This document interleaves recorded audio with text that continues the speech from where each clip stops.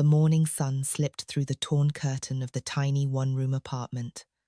Faith sat quietly beside her mother, watching the steam curl up from the pot of pap they were preparing for breakfast. Her mother, Miriam, looked worn from another sleepless night scrubbing laundry for rich families who never knew her name, only her hands. Life hadn't been fair to them. Faith had never met her father, and Miriam never talked much about him. All she knew was that he died before she was born. Miriam had raised her with stubborn love, always saying, "We may not have gold, my child, but we have each other." Faith was in her final year at the university, brilliant and burning with dreams, but lately, those dreams felt like they were slipping away. Her final project fee was overdue. No payment, no graduation. "I'm sorry, Mama," Faith whispered one evening, tears clinging to her lashes. "I've done everything I can. If I can't pay by Friday, they'll withdraw me." Miriam pulled her daughter into her arms, her voice cracking. "Don't say that. I'll find a way. I didn't come this far with you for life to steal your future now." The next morning, Miriam roamed the wealthier parts of town, asking if anyone needed a housemaid or laundrywoman.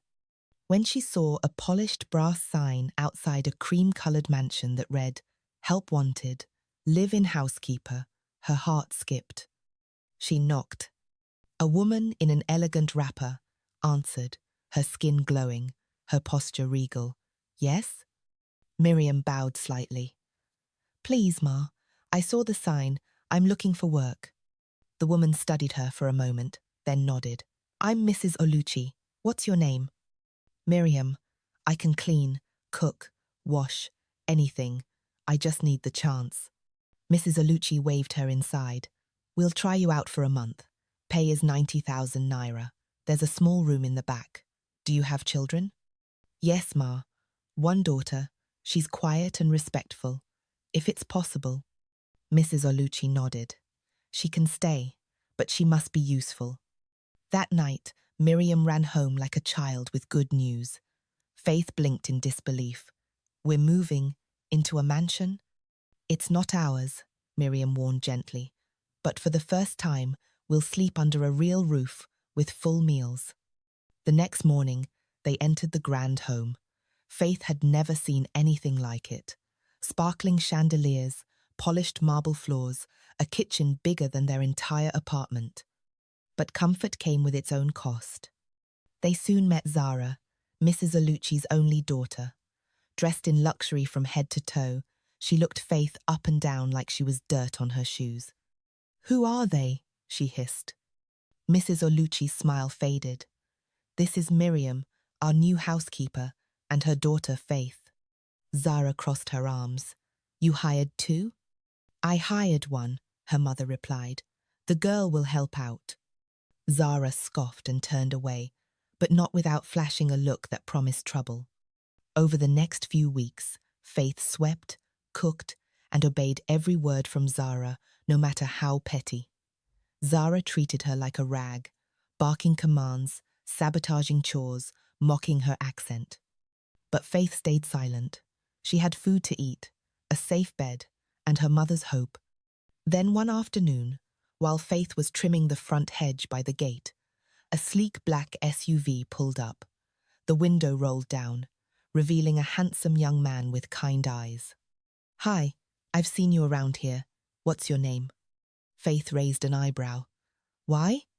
He laughed. "Because I'd like to know it." She hesitated. "Faith." "I'm Toby." He extended his hand, but Faith didn't take it. "I'm just the maid." "You look like more than that to me." She turned back to the hedge, heart racing to strange warmth in her chest. When Zara saw Toby walk through their gate the next day, she squealed and threw her arms around him. "Toby, my childhood bestie." He stiffened under her touch, but smiled politely. "Good to see you, Zara." Faith was mopping the corridor when he spotted her. "Faith." Zara's smile dropped. "You two know each other?" "We met yesterday," Toby replied, without breaking eye contact with Faith. Faith gave a small nod and returned to her mopping, but the damage was done. That night, Zara stormed into the kitchen, eyes blazing. "Stay away from him." Faith didn't respond. Zara shoved a pot across the counter. "Do you think because you wear my cast-offs, you're someone? You're nothing but the help." And still, Faith kept her silence until the truth began to unravel. One afternoon, while Toby was searching through old drawers in his mother's study, Toby found a sealed envelope buried beneath outdated documents. Inside was a yellowed sheet labeled DNA result. His eyes scanned this name, Miriam's name, and the truth struck him like lightning. Miriam was his biological mother. He stormed into the kitchen, holding the paper. "Mom, what is this?" His mom froze, her face draining of color. "You weren't supposed to find that. You knew all this time? You lied to me? To Dad?" Tears welled in her eyes.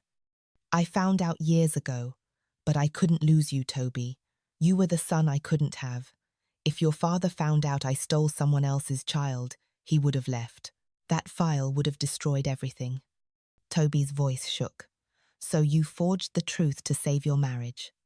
That night, his raised-up father, confused by the tension, searched Toby's mother's locked drawer and found the forged DNA file she'd presented to him long ago. It was fake. The real truth now stood before him. Toby had been stolen from Miriam raised by a barren woman who bought him with silence and secrets. That same day, Faith passed by Mrs. Olucci's room and heard her weeping on the phone. "I was told I only had one child, but I never believed it. I felt there were two. I gave birth to twins at Holy Cross Hospital. One vanished." Faith's breath caught. That was her birth hospital. Later, in their shared room, she told her mother, "Mama, you said your scan showed a boy, but I was born a girl." Miriam looked haunted. "Yes, I thought it was a mistake." What if it wasn't? They confronted Mrs. Olucci together. Tears streamed down the woman's face as she listened. My God, all these years. Police were contacted. Nurse records dug up. A nurse, Simbi, confessed. She was paid to hand one twin to a poor woman and gave another woman's son to someone else entirely. Faith was Mrs. Olucci's daughter, Zara's twin sister. And Toby? The child stolen from Miriam, raised by a wealthy, barren woman who had bribed her way into motherhood to save her marriage. Tears, screams, silence. Then forgiveness. Zara collapsed before Faith. "I treated you like garbage. I didn't know. I'm sorry." Faith pulled her into a hug. "You're my sister. We'll heal." Miriam stood beside Toby, both trembling. "You're my son." Toby, choking on tears, embraced her. "I've missed a whole life with you." The families didn't just reunite, they rebuilt. Miriam and Mrs. Olucci became close, choosing love over resentment.